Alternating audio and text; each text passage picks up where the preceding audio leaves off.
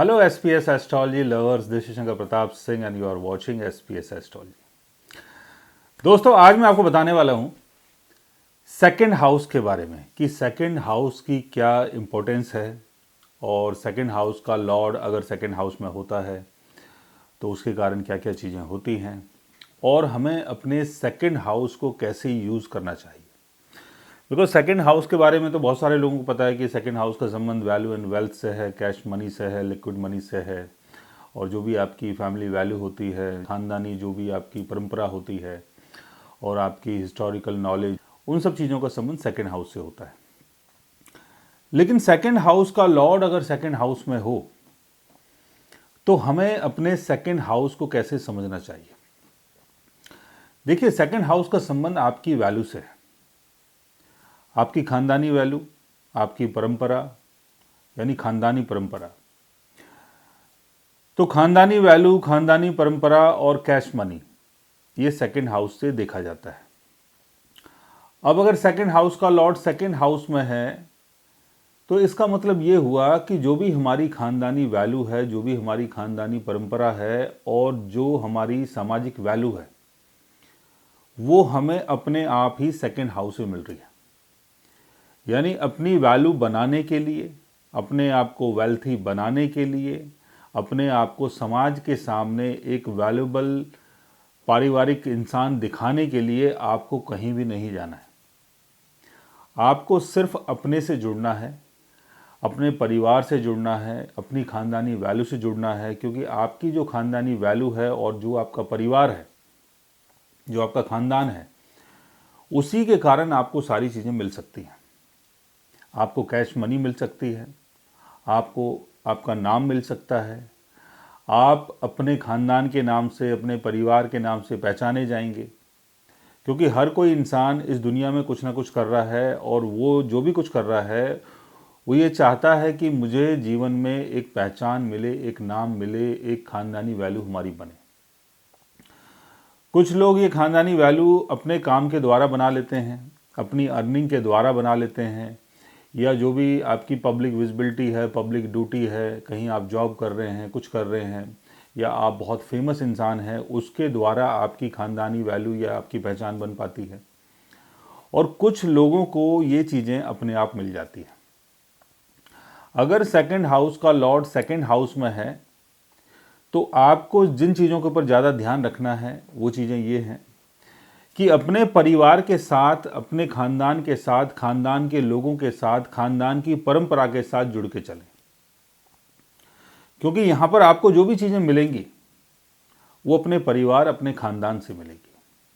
दूसरा, second house का संबंध हमारी टंग से भी होती है, यानी जो भी हम बात कर रहे हैं तो बात करने का तरीका आपका अच्छा होना चाहिए। अपनी बातों के अंदर संजीदगी लेके आए, समझदारी लेके आए। आप क्या बोल रहे हैं, किसको बोल रहे हैं, कैसे बोल रहे हैं, इन सब चीज़ों पे बहुत ज़्यादा ध्यान रखें। तीसरा तरीका ये है कि अपने फेस का ध्यान रखें, अपने चेहरे का ध्यान रखें, स्पेशली अपने दांतों का ध्यान रखें। अपने दांतों की सफाई करें, डेली सफाई करें, क्योंकि आपके जो दांत हैं, आपका जो मुंह है, उसका संबंध सेकेंड हाउस से है। अगर आपके दांत खराब होंगे, अगर आप डेली ब्रश नहीं करेंगे तो आपका सेकंड हाउस जो है वो बिगड़ सकता है। यानी आपकी जो वैल्यू है और जो भी आपकी लिक्विड मनी है, कैश मनी है, उसमें कमी आ सकती है।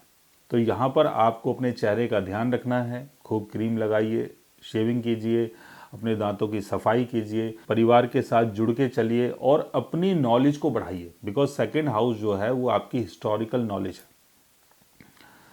चाहे नॉलेज किसी भी फील्ड में हो, कैसी भी नॉलेज हो, अपनी नॉलेज को आप जितना ज़्यादा बढ़ाएंगे उस नॉलेज के कारण भी आपकी वैल्यू बन सकती है।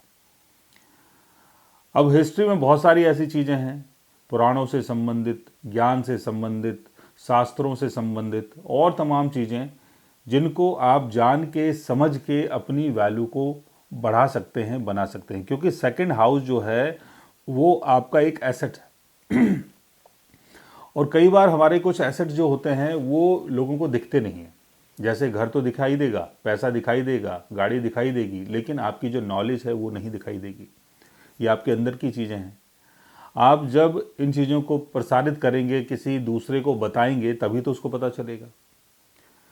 तो आप अपनी नॉलेज को बढ़ाइए, अपने फेस का ध्यान रखिए और जो भी आप बोलते हैं उसका ध्यान रखिए, क्योंकि आपके बोलने से आपकी वैल्यू और आपके ख़ानदान की परंपरा जुड़ी हुई है। अपने परिवार के साथ जुड़ के चलना, अपनी ख़ानदानी परंपरा को लेके चलना और जो भी आपकी ख़ानदानी परंपरा है उसमें जो भी चीज़ें होती हैं उन सब चीज़ों को अपने साथ जोड़ के चलना, यही आपका कर्मा होना चाहिए, क्योंकि आपका जो सेकंड हाउस है वो आपके हाथ में है।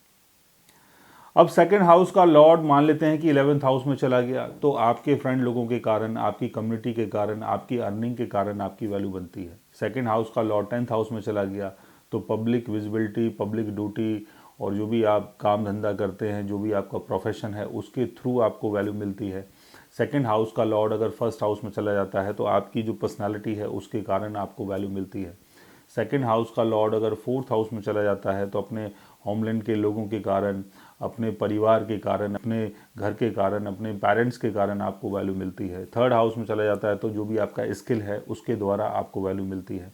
वैसे ही सेकंड हाउस का लॉर्ड अगर सेकंड हाउस में है तो आपको अपनी वैल्यू के लिए कहीं बाहर नहीं भटकना है।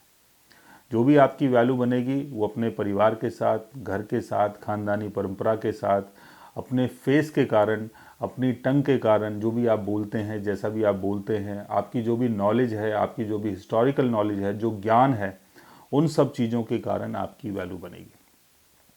तो इस चीज़ का बहुत ज़्यादा ध्यान रखें।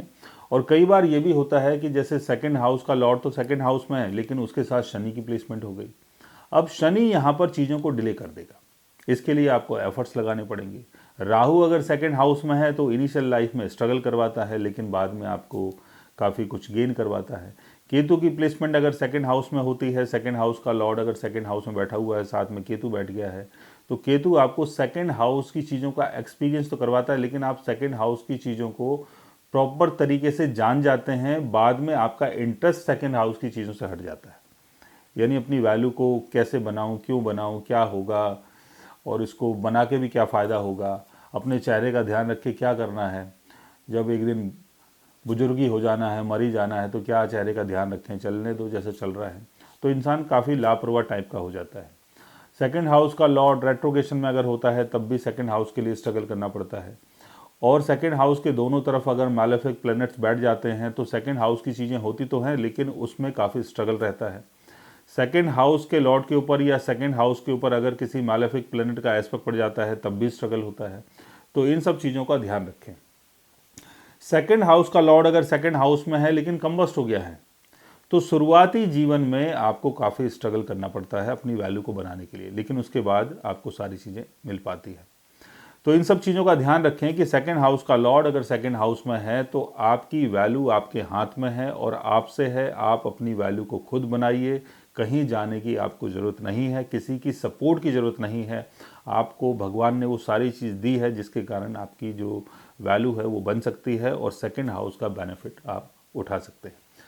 सो गाइस, आज मैंने आपको बताया सेकंड हाउस का लॉर्ड अगर सेकंड हाउस में होता है तो उसके कारण क्या क्या चीज़ें हो सकती हैं। अगर आप भी जानना चाहते हैं अपने सेकंड हाउस के बारे में या उसके लॉर्ड के बारे में तो उसके लिए आप हमारे चैनल को सब्सक्राइब कर सकते हैं। और अगर आप हमसे बात करना चाहें, कंसल्ट करना चाहें, पर्सनली हमसे मिलना चाहें तो आप हमारी वेबसाइट के थ्रू, हमारे ऐप के थ्रू हमसे मिल भी सकते हैं, हमसे बात भी कर सकते हैं और गाइज आप हमसे कंसल्ट भी कर सकते हैं। So guys, take care, love you all and good bye.